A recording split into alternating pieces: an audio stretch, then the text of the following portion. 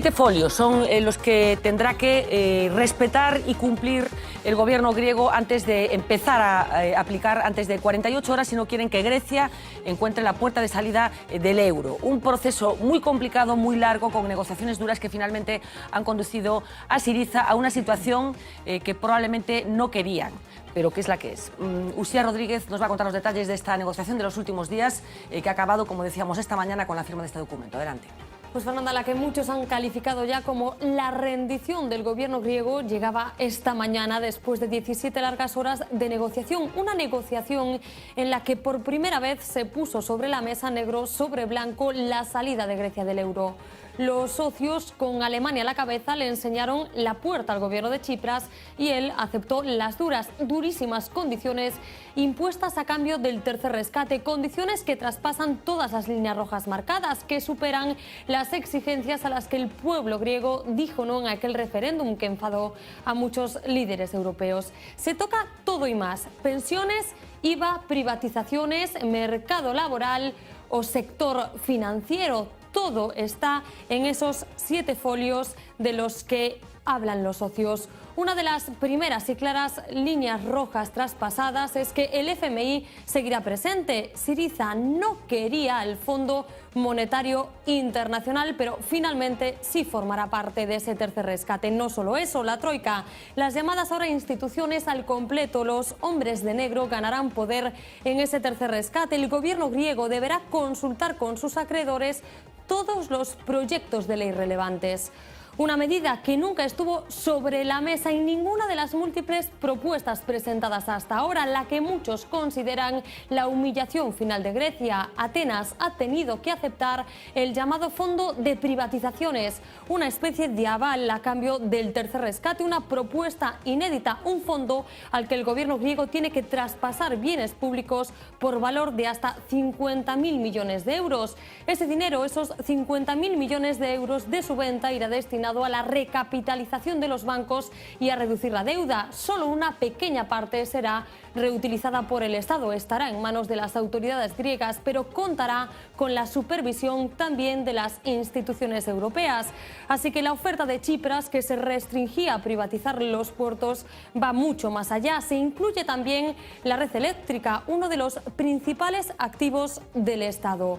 Las reformas se tendrán que poner en marcha ya mismo. Es más, para poder comenzar a negociar ese tercer rescate, el Parlamento griego tiene que aprobar 2 paquetes de forma inmediata. El primero, este mismo miércoles, incluye la reforma del IVA, la subida al 23% y la sostenibilidad del sistema de pensiones. El segundo, el próximo 22 de julio. Así que no solo no se retrasan las reformas como pedía el gobierno griego, sino que hay que hacerlas antes de que se dé luz verde a ese nuevo programa de ayudas. Una de las grandes líneas rojas de Tsipras en todos estos meses eran las pensiones, el gran caballo de batalla. Ahora tendrá que realizar una reforma en profundidad del sistema, elevar la edad de jubilación a los 67 años y congelarlas hasta 2021. Tendrá que hacerlo además antes de este mismo miércoles por la noche.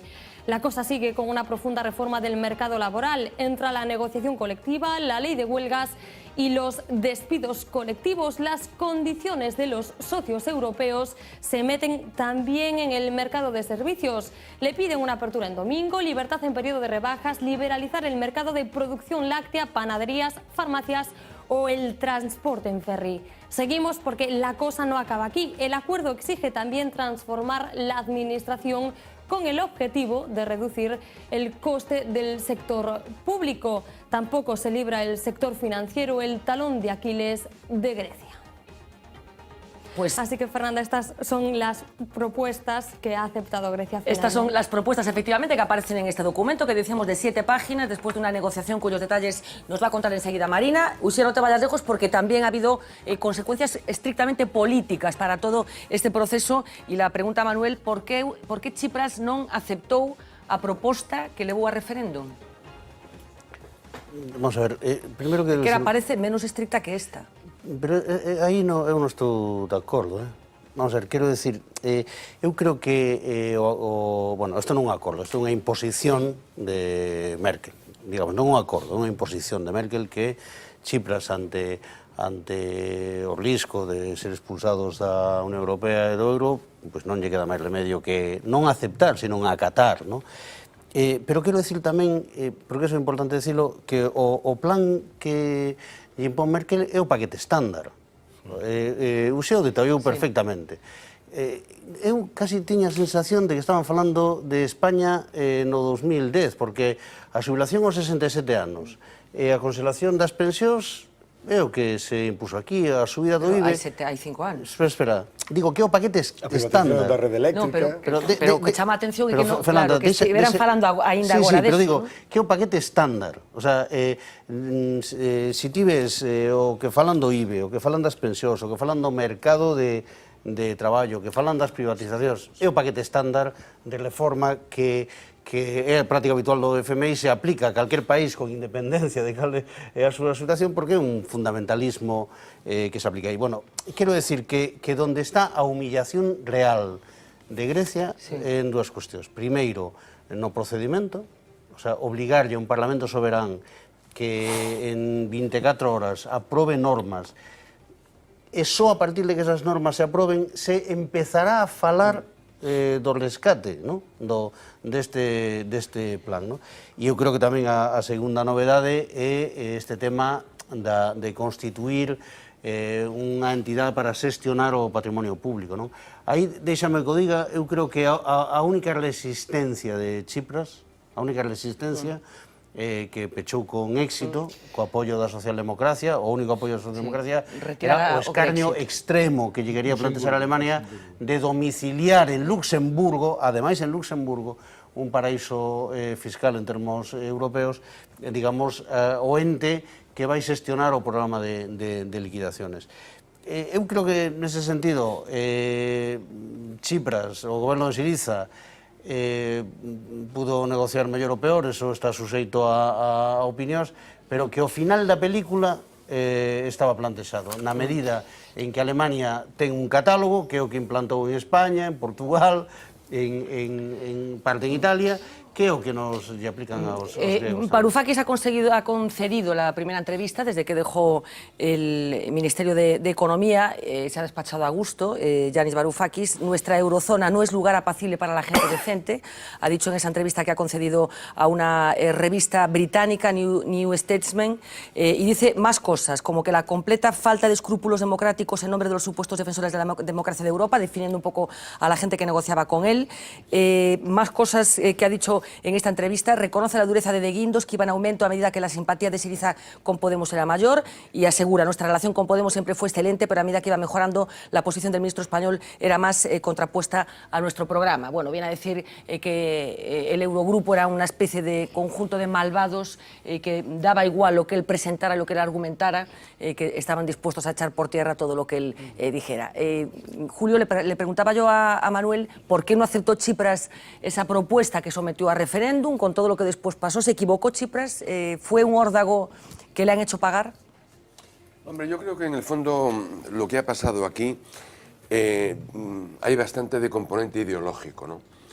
Y de componente ideológico en el sentido incluso llamativo del término, porque a mí que haya partidos de extrema izquierda, que para entendernos en el caso español estarían a la izquierda de Izquierda Unida, que hagan tanto hincapié en la soberanía nacional y en un planteamiento político desde el nacionalismo, a mí me sorprende, ¿no? ¿Qué sentido tiene hablar de la soberanía del Parlamento en temas en los cuales la soberanía está compartida? Dice, España puede hacer lo que quiera con los ingresos, pero no puede dejar de tener el IVA. Es obligatorio tener el IVA como consecuencia de la permanencia de España en la Unión Europea.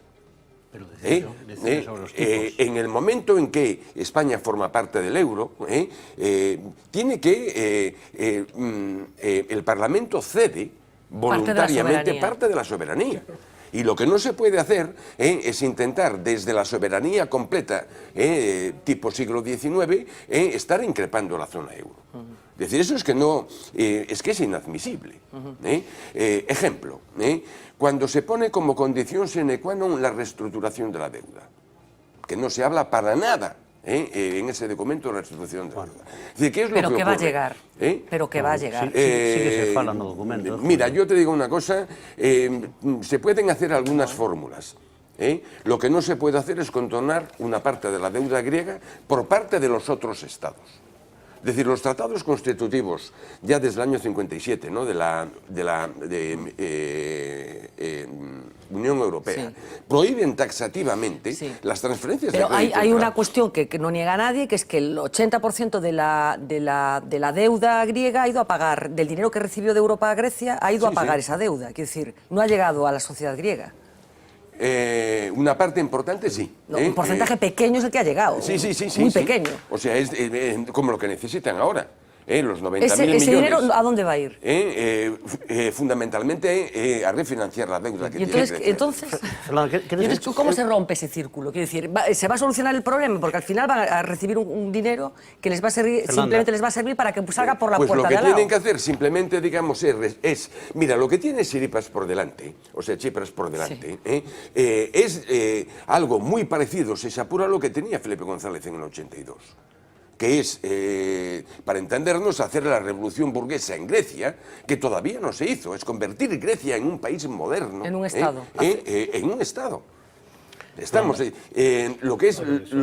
lo que es hoy Grecia, sin duda es una nación, pero es una nación sin Estado. Bueno, pues dejadme simplemente que completemos con el apunte que les decía, la crisis política que se cierne también sobre Syriza. Una parte de este partido está en contra de lo que sucedió en las últimas horas en Europa y creen que Tsipras se ha entregado a la Troika y a la Unión Europea. Nos va a contar Uxía Rodríguez cuáles van a ser los pasos siguientes después de que hoy el ministro de Trabajo anunciara que va a haber elecciones anticipadas. Pues sí, Fernanda, porque la gran pregunta que se hace mucha gente hoy, también dentro de Syriza, es ¿qué ha ganado Alexis Tsipras con todo esto? ¿Obtendrá, si cumple todas esas condiciones que acabamos de ver, un tercer rescate por valor de 86.000 millones de euros para los próximos 3 años? Lo que ya no está claro es si él seguirá al frente del gobierno. La única y mínima concesión que consiguió de sus socios europeos es una mención a la deuda, pero ni hablar de quita como pretendía Atenas. Los socios prometen considerar, si fuera necesario, dicen literalmente, medidas adicionales para aliviarla. Así las cosas, la crisis de gobierno es ya imparable. El ministro de Trabajo, como decíamos, ya ha anunciado que habrá elecciones anticipadas este mismo otoño, y es que Syriza se tambalea. El pasado sábado, 17 diputados del partido se negaron a aprobar la propuesta que llevaría a Tsipras a los acreedores, y eso que no era tan dura como la propuesta final.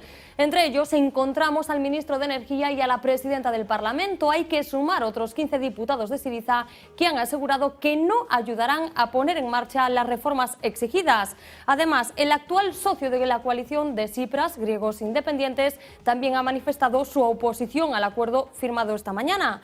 Así las cosas, ahora Tsipras tiene más apoyo de la oposición, de los partidos proeuropeístas, que de los suyos propios. La formación de un gobierno de coalición también vuelve a estar sobre la mesa. Mientras tanto, lo adelantábamos en la mesa, mientras todo esto pasaba en el Parlamento griego este fin de semana, el hasta hace unos días ministro de Finanzas, Yanis Varoufakis, estaba de vacaciones en una isla, así que él tampoco apoyó a Tsipras, aunque sí concedió su primera entrevista en la que asegura que el Eurogrupo está controlado completamente por el ministro de Finanzas alemán. Revela que su plan para Grecia era otro, planteó poner en circulación sus propios pagarés como respuesta al corte de liquidez de la banca. Nuestra eurozona no es lugar apacible para la gente decente. Así terminaba esa primera entrevista como exministro. Más consecuencias, Fernanda, porque el sindicato de funcionarios ya ha convocado su primera huelga contra el gobierno de Syriza. Efectivamente, huelga anunciada también en Grecia, pero probablemente el apoyo previsto de la oposición, concretamente de Nueva Democracia y del PASOK, que quizás considere que lo que propone la Unión Europea es lo que hay que hacer. Jorge, te escucho a ti, venga. Bueno, a mí lo primero, el referéndum yo creo que fue una medida precipitada y que fue buscando pues la alianza en base al referéndum. Dicen incluso que él prefería que se sí, pero bueno, en base al referéndum la alianza de la oposición. Yo creo firmemente que va a ganar en el Parlamento porque tiene la posición de su país y por lo tanto va a tener mayoría. Segundo, yo creo que el momento actual, lo dije antes, es un momento muy complejo en el que perdemos todos los miembros de la Unión Monetaria. estamos perdiendo. Hemos perdido muchísimo en prestigio del euro en el mundo, en el contexto mundial. Y segundo, yo creo que, o tercero, yo creo que un revulsivo y una tensión fuerte como está suponiendo todo esto, al final debería de redundar en la reconducción de lo que debe ser el funcionamiento de la Unión Monetaria y la consolidación de la Unión Monetaria. En todo caso, yo, desde luego, me parece que en el rescate, estamos hablando de una cifra que pide Grecia 50.000 millones y que al final se aproxima a 90.000 millones. Hay realismo por parte del conjunto de los países de la Unión Monetaria.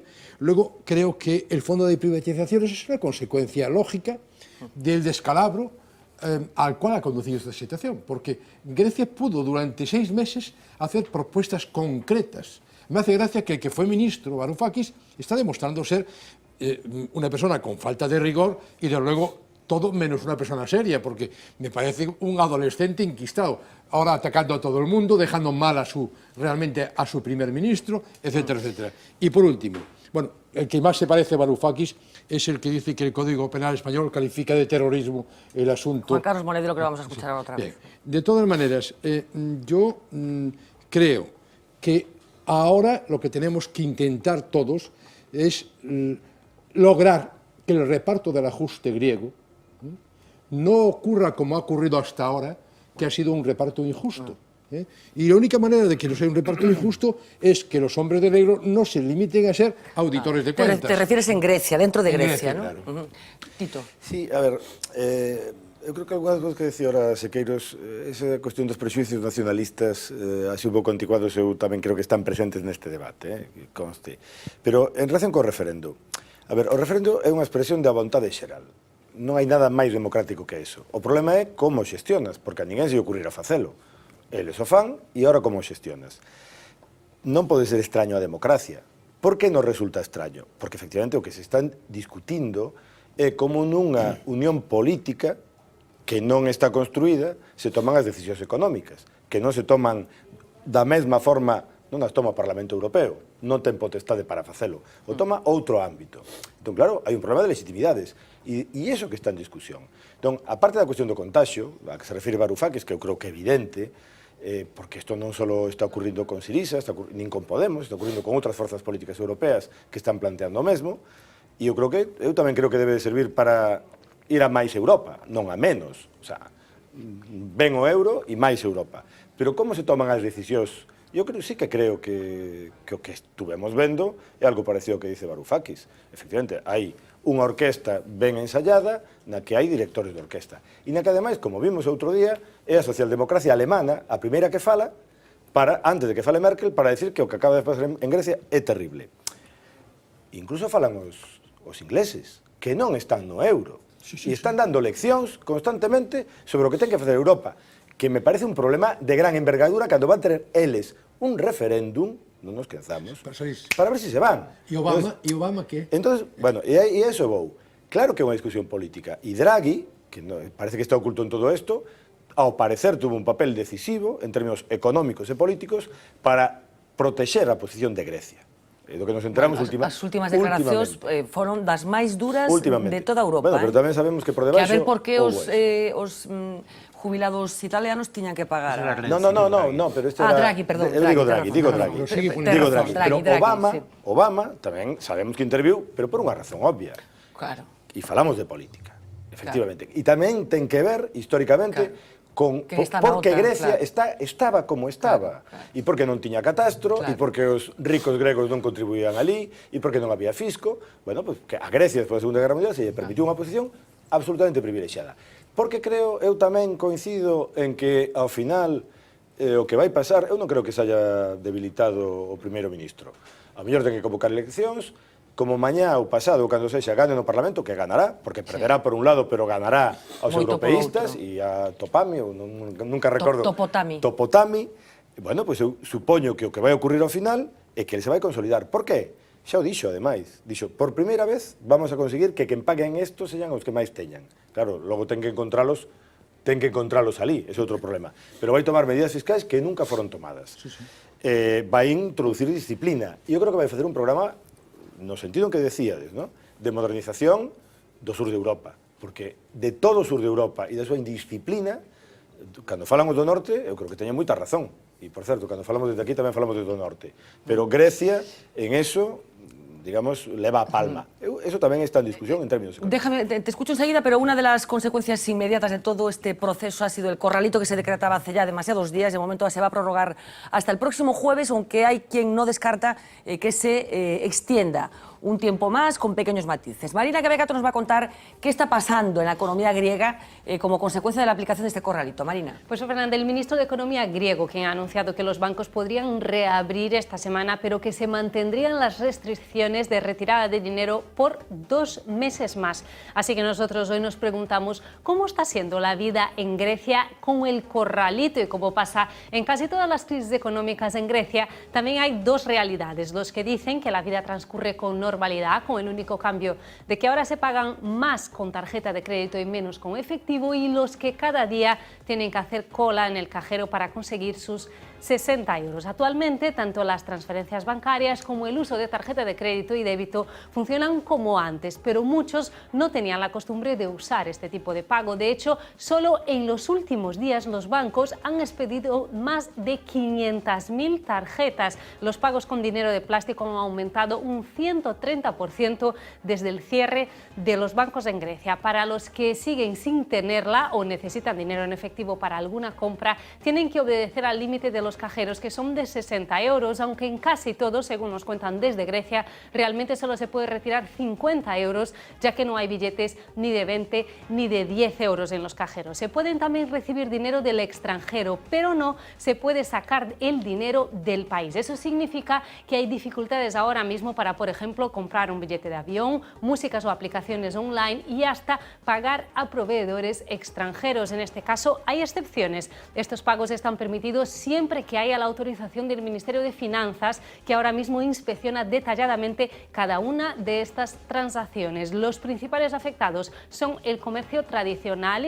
las plazas de abasto, por ejemplo. Aquí solo se paga en efectivo y ellos han visto cómo sus ventas han caído más de un 70% en estos últimos días. La consecuencia del corralito se nota también en los puertos, donde los contenedores están varados a la espera que los encargos procedentes de fuera del país sean abonados, y aún peor es el caso de los proveedores del Estado, que no reciben dinero, que no se les paga desde enero. Sufriendo están también las pymes, que han perdido el acceso a sus créditos hasta ahora, Fernanda, ilimitados. Bueno, pues más o menos esto es lo que puede estar sucediendo con el corralito, porque comentábamos antes, bueno, lo complicado que está siendo hacerse una idea real de lo que está sucediendo en Grecia como consecuencia de lo ideologizado que está este debate, también por parte de los medios de comunicación españoles que están desplazados allí y que no tienen mayor problema en ir por la mañana y volver por la tarde. Estamos hablando de la Unión Europea, no estamos hablando de un país en guerra en el que es complicado que un corresponsal haga su trabajo. Estamos hablando de Grecia, y es verdad que es complicadísimo llegar a una conclusión certera de lo que está sucediendo, fruto de las versiones tan contradictorias que se está dando sobre esta realidad. Decías, Manuel. Sí, vamos a ver, eu decía que non un acordo, senón unha imposición, que é un paquete estándar o que se aplica, e que é máis do mesmo, é volver a aplicar a Grecia o mesmo programa que levan 6 anos aplicando, e que, por lo tanto, está condenado ao fracaso. Non só que sexa unha imposición, unha humillación ao povo grego, está condenado ao fracaso, porque Grecia se enfrenta hoxe a dous problemas. Un, a falta de crecemento económico, e dous, unha débeda que é impagable. Este programa denominado rescate acentúa os problemas nesos doseiros. Hai austeridade, polo tanto, vai haber menos crecemento económico, e, por outro lado, lle mete máis débeda á economía griega. E antes che decía que están os datos de a que van destinados os 82.000, 86.000 millóns de euros do programa. E é realmente espectacular. 36.000 millóns de euros é para pagar débeda anterior, incluída os 1.300 que non se lle pagaron ao Fondo Monetario Internacional. Quer dizer que se lle prestan cartos para que paguen os mesmos que lle deben aos cartos. Segundo, son 18.000 millóns de euros en intereses da débeda. Por lo tanto, 54.000 millóns de euros do programa é para pagarlle aos acreedores. 25.000 millóns de euros para recapitalizar os bancos griegos. E vou dar un dato que para mí demostra as enormes mentiras que se están contando sobre o proceso. Todo o mundo. Todo o mundo. Todo o sí, mundo. sí. Vou decirlo, Todo o vou decirlo. Este programa, este plan, non, que ten cantidades que se aportan porque se privatizan, etc., conta con que o Estado griego teña un superávit presupuestario de 6.000 millóns de euros.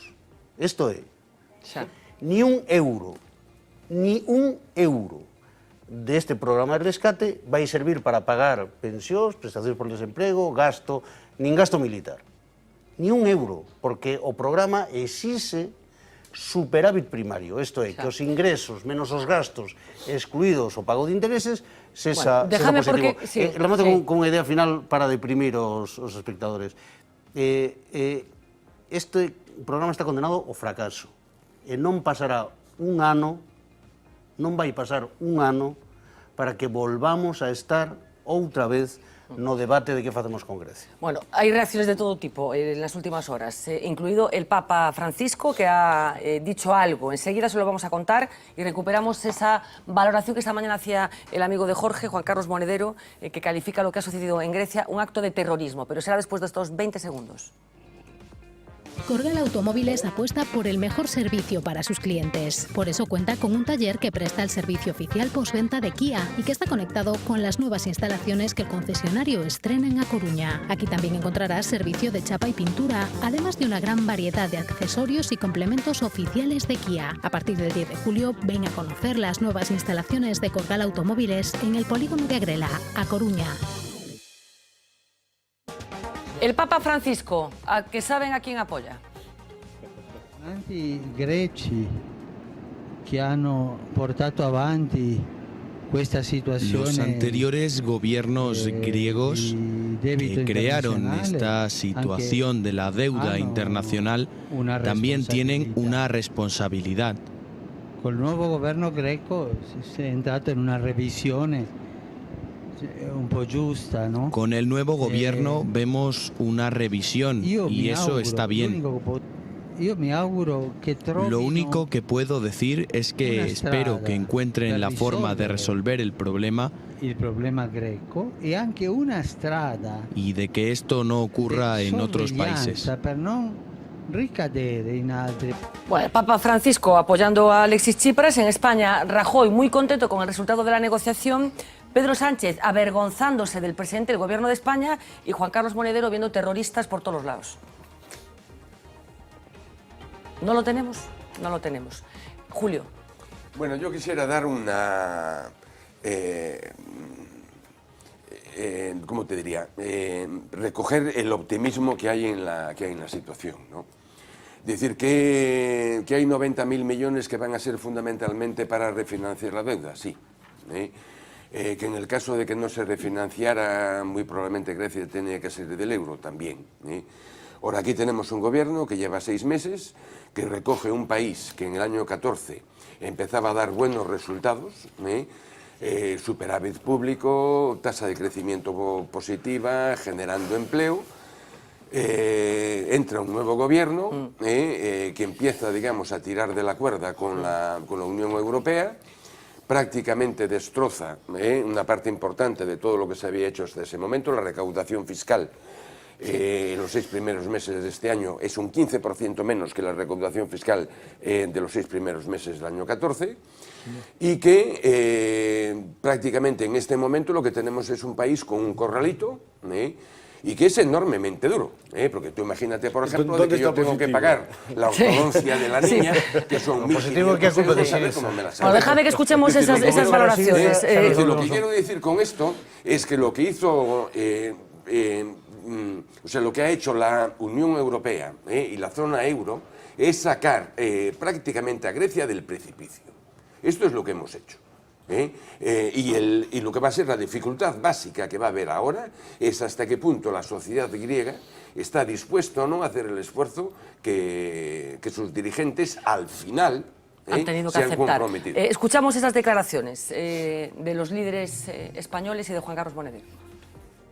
Esto es una buena noticia, esto refuerza la moneda común y ahora pues la clave es que todos cumplan su parte y sus compromisos y sobre todo lo más importante es que si todo el mundo cumple su parte y sus compromisos, al final habrá en Grecia crecimiento, creación de empleo. Me avergüenzo de tener un presidente del gobierno que trata de sacar rédito electoral al sufrimiento de los griegos. Esa es la escasa altura del actual presidente del gobierno. Ha habido un castigo clarísimo, repito, al ejercicio de la democracia. Tal vez es un aviso a navegantes, no solamente a Grecia, sino al resto de países y especialmente del sur de Europa. En Europa prima el principio de responsabilidad política, que hay que asumirlo por parte de los gobiernos. La decisión con Grecia de la Unión Europea es, según el Código Penal español, un delito de terrorismo. He escuchado esta mañana a Maroto, un portavoz del Partido Popular, expresarse como un capataz que al tiempo que está dando latigazos al esclavo huido, está intentando enseñar a los demás que esas cosas no se hacen. Bueno, enseguida vamos a escuchar más cosas de la gente de Podemos, pero una cuestión nada más para que nos demos cuenta de lo complicado que a veces es todo esto. ¿Cuántas veces hemos escuchado a los dirigentes del Partido Popular advertir que, claro, que Grecia había engañado, que había falseado las cuentas, que nos había dicho que el déficit que tenía era mucho menor del que en realidad tenía? Hemos interiorizado ese discurso, que eran unos tramposos que se dedicaron a engañar, cosa que por otra parte fue cierto. Presentaron unas cuentas que no eran finalmente las que tenían con los gobiernos anteriores. Bueno, hoy, ¿qué ha pasado? Pues la Comisión Europea ha aprobado este lunes una multa a España por 19 millones de euros. ¿Por qué? Por la manipulación, por negligencia grave de las estadísticas de déficit y deuda de la Comunidad Valenciana mediante la ocultación sistemática de una parte del gasto sanitario. Estamos hablando de maquillar las cuentas, exactamente lo que se supone que hizo Grecia cuando entró en el euro. El supuesto falseamiento de las cuentas se habría producido, o se produjo, porque ya es una multa firme, entre los años 88 y 2011. Pero la multa se refiere únicamente al periodo 2011-2012, ya que la Comisión Europea, responsable de presentar la propuesta de sanción, solo dispone de poderes para investigar las estadísticas de los estados desde entonces, a partir de ese año 2011, precisamente una vez que se detectó que Grecia había falseado las cuentas. Quiere decir que después de que Grecia hubiera falseado las cuentas y de que la Comisión se hubiera dado cuenta de que tenía que establecer algún tipo de controles sobre los Estados miembros, bueno, pues la Comunidad Valenciana hizo lo que hizo, gobernada, como saben, por el Partido Popular. ¿Y de Galicia no dice nada? No, de Galicia no dice nada. No, lo que sí me gustaría es hacer una pregunta. ¿Esa multa quién la va a pagar? ¿Todos los españoles o la van a pagar los valencianos? No, el gobierno central. Porque allí empezamos con un tema como el de Grecia. Principio de subsidiariedad. ¿Hasta qué punto yo, que no soy valenciano, ni vivo en Valencia, ni tengo nada que ver, tengo que pagar mi parte alícuota o no de la multa? Es el mismo tema que estamos discutiendo. Ni siquiera deberían pagar los valencianos. No, legalmente la tiene que pagar ante Europa el gobierno central. Lo que ocurre es que hay mecanismos de repercusión. Las comunidades investigadas fueron Valencia y Madrid y finalmente la investigación detectó las irregularidades en el caso de Valencia. Pablo Carballo, muy buenas noches. Las mareas, las aguas de las mareas bajan revueltas, bueno, incorporando a las mareas a todo el fenómeno de las candidaturas populares, tal y como se ha venido a llamar. Cuéntanos qué ha pasado en las últimas horas, ese revoltijo entre Podemos y esa nueva candidatura de Ahora en Común. Pues más que acercarse se han alejado y cada vez se van alejando más. Ya habíamos escuchado a Pablo Iglesias hablar de Izquierda Unida y de las candidaturas populares y bueno, pues la divergencia entre Podemos y esa especie de marea, candidatura de Unidad Popular, Ahora en Común, que se empezaba a forjar a finales de la pasada semana, se han ido ahondando. Pablo Iglesias acusa a Izquierda Unida de estar detrás de esa movilización y además dice que lo hace por venganza, que es una coalición de perdedores, y hemos visto este fin de semana cómo se refería a ellos con la intención de ser chantajeado. Tengo una sospecha cuando leo en el diario El Mundo que de repente ese periódico está muy interesado en la confluencia. Empiezo a sospechar que el adversario quiere colocarnos exactamente en el sitio en el que nos puede derrotar y que me perdonen, que me llamen arrogante. La unidad popular no es la unidad de partidos, es la unidad de la sociedad civil y de la gente. Que las puertas siguen abiertas para todos, para la sociedad civil y para la gente que viene de los partidos también. Para la gente sí, para los partidos no. Y que me perdonen, pero no voy a ceder al chantaje. El chantaje que dice es que nosotros tenemos 500.000 votos. 500.000 votos a lo mejor no sirven ni para sacar 2 diputados, pero con el sistema electoral español 500.000 votos pueden dejar a Podemos sin 30 diputados. No hay derecho a decir eso. Entonces os ponéis de acuerdo con nosotros y nos dais unas cuantas plazas de diputados, o si no, vamos a poner 500.000 votos encima de la mesa. No voy a ceder a ningún chantaje. Va a ser la gente la que nos lleve a ganar las elecciones. No voy a ceder. Bueno, pues era la referencia en esa clausura de ese acto de Podemos este fin de semana. No era la primera vez que Iglesias era duro con Izquierda Unida. Recordamos aquella entrevista en público donde hablaba, bueno, de cenizos, apartaros de nuestro camino, quedaros con vuestra bandera roja. Hoy le ha respondido Alberto Garzón desde el foro que está organizando en el Escorial, en Madrid, donde hoy ha estado, por cierto, Monedero. Mañana va a estar José Manuel Beiras. No se da por aludido en lo del chantaje y niega que Izquierda Unida esté detrás de la conformación de esa candidatura. Nosotros no nos sentimos aludidos de ninguna forma por ninguna cuestión que tenga que ver con un chantaje. No creemos en tesis conspirativas. Nosotros no somos ahora en común. Es que nosotros no somos ahora en común. Yo puedo garantizar que nosotros no somos ahora en común. No puedo decir más, quiero decir, lógicamente no se puede demostrar lo que no existe.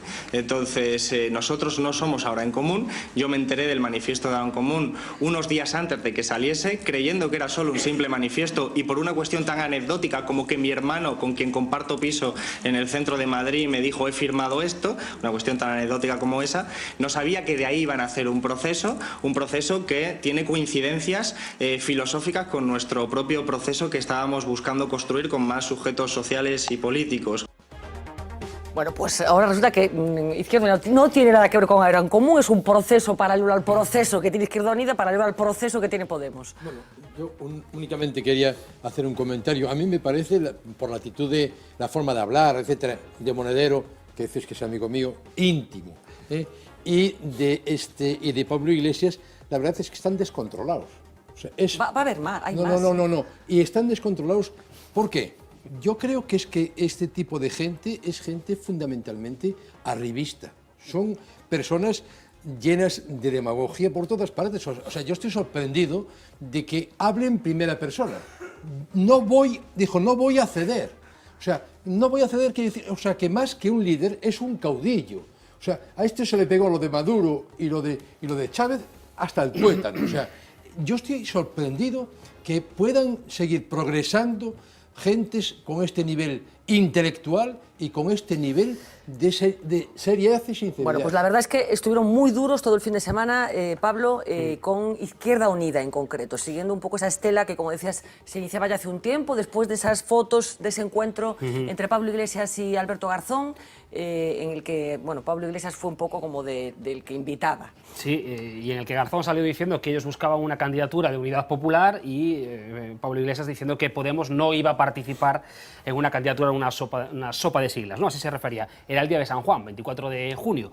Garzón y el propio Iglesias, pero no se queda la cosa en un capítulo personal, ¿no? Entre ellos dos, que parecía que sí.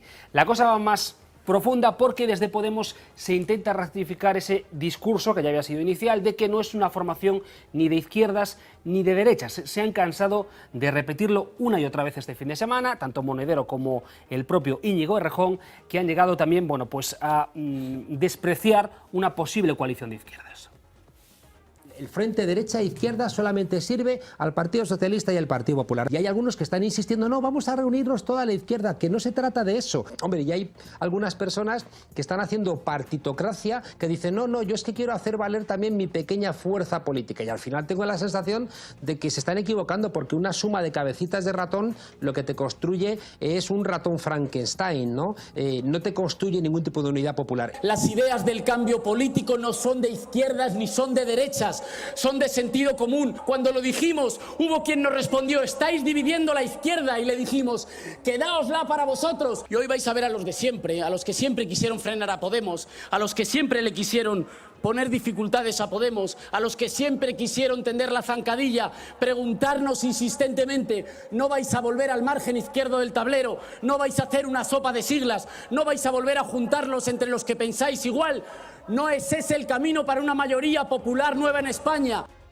Bueno, se referían ahora en común, esa candidatura que echaba a andar el pasado viernes en el Círculo de Bellas Artes de Madrid. Ahí veíamos reunidos a varias caras conocidas, también de Izquierda Unida, porque estaba el propio Alberto Garzón, algunos miembros de candidaturas de unidad que concurrieron a las pasadas elecciones municipales, como digo, el propio Alberto Garzón, Equo, la exsocialista Beatriz Talegón, que también andaba por allí, pero no nadie de Podemos, a pesar de que estaban ni de las mareas galegas. Ni de las mareas galegas, efectivamente. Aunque las mareas galegas sí que se han involucrado, entre ellos Suárez y Ferreiro, lo vamos a ver en el proceso, apoyando esta plataforma. Y es que allí se acordaron de Podemos, hicieron referencia a Podemos en ese encuentro, ahora lo vemos, y han ido sumando también voces en favor de la plataforma.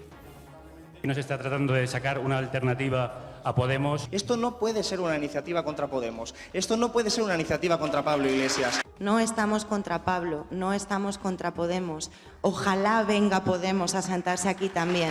Totalmente favorable a crear candidatura unitaria donde estemos todo el mundo.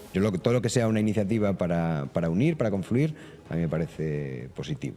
Yo respeto mucho a Pablo Iglesias, pero bueno, el manifiesto está tamén suscrito por muchos militantes de Podemos, por cargos institucionales, secretarios generales. Hoxe mesmo vemos como no Estado xurde outro novo manifesto de intelectuais encabezados por Juan Diego Boto e un centenar de homes e mulleres da cultura, Aitana Sánchez Gijón e moitos outros que están exixindo que nos poñamos de acordo.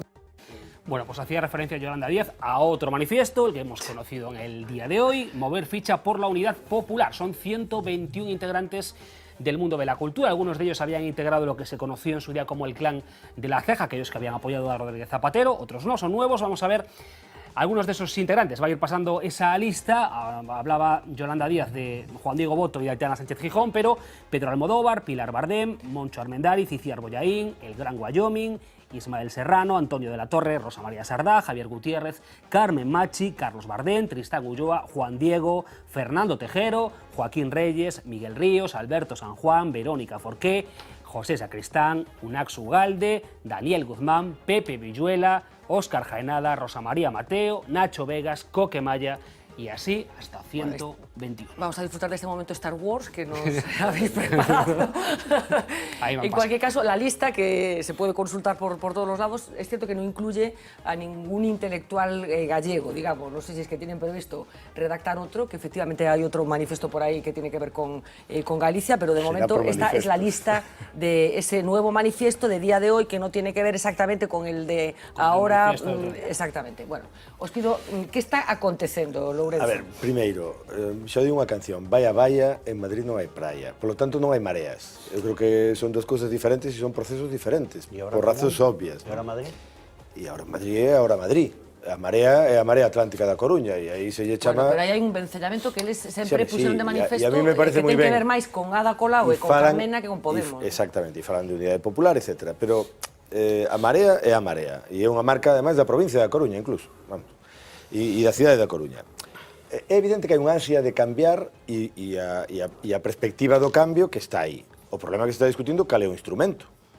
Entón, eu nese sentido, é evidente que hai unha dureza grande en Podemos, que eu creo que se explica polo seguinte.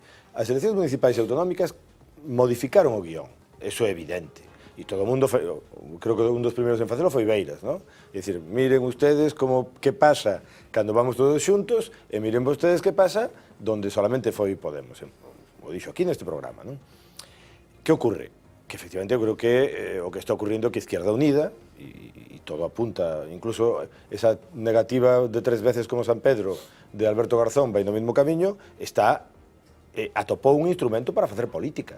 Pero para facer política como fixo sempre Izquierda Unida, é dicir, unha política no sentido creo que un pouco bella, non? E agora teñen un elemento para construir esa política que está condicionando a Pablo Iglesias. Que di Pablo Iglesias? Eu creo que o que di é o mesmo que dixo sempre. Nós non queremos ser unha forza resistente e con estos vamos a ser unha forza resistente. Non digo que teña razón ou non, digo cal é o escenario. Que ocorre? Que Podemos, acaba de decirlo, se plantexa como un espazo social. pero que en todo este tempo deixou de ser un espacio social Claro, é que e se despois, convertiu... si ves como están seleccionando as candidaturas do espazo social, ten pouco, claro. O que quere decir é que Podemos se convertiu nun partido e eles queren seguir actuando como cando era un espacio social. E xa non o son. Pero isto E iso que está ocurrindo. Isto vai ter expresións moi distintas en Cataluña, en Galicia... ¿Va a fracturar, crees que esto modifica también el panorama a la hora de votar y a la hora de que se concrete la representación? Que no será igual que haya una, lo que tú decías, que Beiras decía, que haya una opción electoral a que haya varias. Hombre, por supuesto que no es lo mismo, ¿no? Obviamente. En cualquier caso, ¿tú crees que va a haber varias o que esto es un proceso, un momento muy previo y que acabarán confluyendo todos? Mira, yo tengo hecho una porra con un amigo, en que en las elecciones generales aquí en Galicia va a haber 3 mareas. O sea, a la izquierda del PSOE va a haber 3 papeletas diferentes. Y esto es una cosa que se te ocurrió a ti. Sí, no, hace más de un mes ya. Tengo testigos. ¿Cuáles son esas 3? Es decir, habrá, digamos, una articulada en torno a Podemos, o sea, la papeleta de Podemos, tal y como lo tiene dicho muchas veces, y va a haberla aquí y en el resto de España. Entre otras cosas, yo creo que Pablo Iglesias tiene metido en la cabeza que puede tener más diputados que el PSOE, y eso bueno, le ¿y puede, las otras 2? Una capitaneada por el BNG, es decir, una marea, digamos, o una papeleta que de alguna forma... es lo que ya dijo que renunciaba a sus siglas. O sea, yo te digo lo que creo que va a pasar. Vale. Y después, probablemente, una, digamos, que tenga que ver con el espacio ANOVA, la marea de Santiago... Ahora, a la izquierda del PSOE, por supuesto va a haber muchas más papeletas, pero va a haber 3.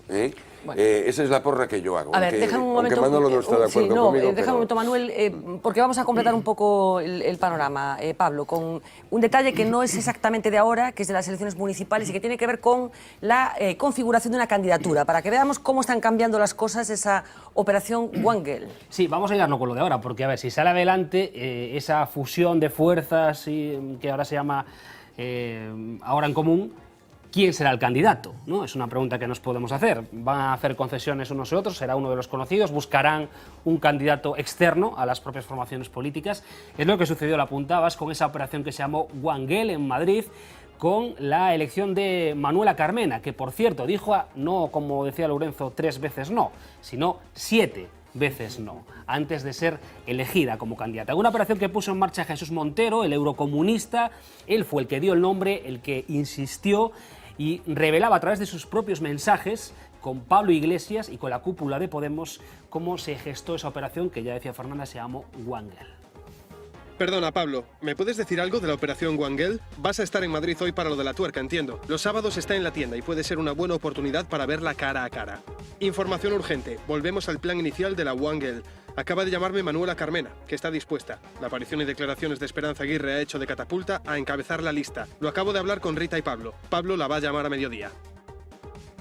Bueno, pues Montero reconocía que le gustaba el perfil de una jueza como antídoto contra la corrupción y su papel de abuela, que consideraba serviría para ganar el respeto.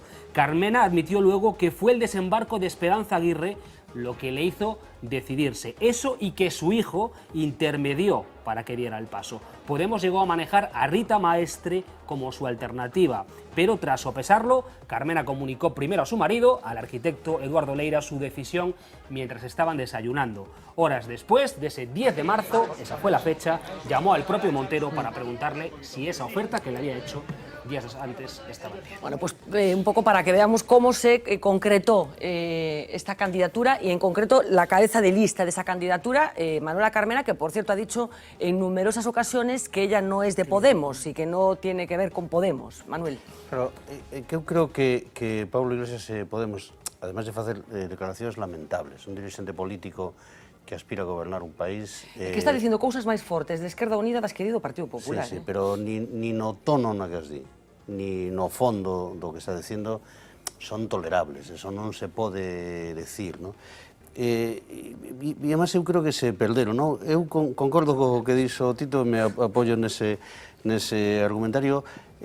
Podemos xa é un partido político, xa non é un instrumento plural, é un partido político, e xunto a ese partido político ten emerxido unha movilización unitaria en candidaturas de Unidade Popular moi poderosa que cambiou o escenario. Quero dicir que o discurso de Podemos tiña coherencia fai un ano e pico, non? Cando aparecían como unha forza co 30% do electorado, que non se quería arrimar á esquerda porque eso lle queimaba, etc. Ahora eso ten mudado de xeito radical. Os datos en Madrid son evidentes. A candidatura de Ahora Madrid tuvo o doble de votos en Madrid que a candidatura de Podemos no Concello de Madrid. E non é exactamente Esquerda Unida, aunque Esquerda Unida obviamente está interesada e apoia ese proceso. Agora, esto de ahora en común, pues é parecido ao que é o movimento das mareas. Quero dicir, antes de que hubiera as eleccións municipais, Podemos era o único partido que en Galicia tiña forza para facer. Bueno, pero eso xa cambiou, é moito máis poderoso o movimento unitario. Pero que había Sí. Bueno, en cualquier caso, las cosas yo creo que están muy por escribir. Te escucho enseguida, Jorge, pero hoy se publica una encuesta electoral, un periódico digital, el diario.es, que básicamente indica que las cosas no han cambiado tanto en los últimos tiempos. El Partido Popular, si hubiera hoy elecciones, según esta encuesta, seguiría siendo la lista más votada, seguida por el Partido Socialista, al que el Partido Popular le llevaría 3 puntos, y Podemos se situaría como tercera fuerza, ojo, con un 13,3% de los votos. Estamos hablando de una distancia muy sideral todavía, tanto del Partido Popular como del Partido Socialista. Insisto, es una encuesta que hoy publica el diario.es y que básicamente reproduce un escenario similar al que están reflejando otras encuestas. Hablan de Podemos. Sí. Podemos, digamos, non foron quen... Un 13,3 es un 13,3. Siguen vivindo na Asamblea de Vistalegre. O mundo... Mudou. Jorge, brevemente, porque así nos vamos a hacer la última. Yo, desde luego, estoy absolutamente convencido que hace falta cambios muy serios en la estructura interna de los partidos, que en general no funcionan democráticamente. Segundo, cambios muy serios en la financiación de los partidos políticos, que entre otras cosas nos ha llevado a una gran corrupción. Pero yo no entiendo que cambio sea quítate tú que me pongo yo. O sea, yo no estoy en absoluto de acuerdo con eso. Y a mí me parece que para cambiar hace falta liderar movimientos que sean gente con formación, gente con capacidad, etcétera, etcétera. No creo en la improvisación de la suma de 14 o 15 formaciones políticas. ¿Qué es realmente un frente ciudadano? Porque yo no lo sé. ¿Qué es un frente ciudadano? Al final tendrá que ser. Yo creo que este hombre se está llegando a una pérdida de control y lo que quiere es hacer la cuadratura de sus círculos. O sea, está claro. Estuviste muy bien, Jorge, sí, señor, sí. La cuadratura del círculo. Lo vamos a aprovechar para hacer algo. Vamos a hacer la última pausa publicitaria. Enseguida volvemos para dar un toque Álvaro Cunqueiro.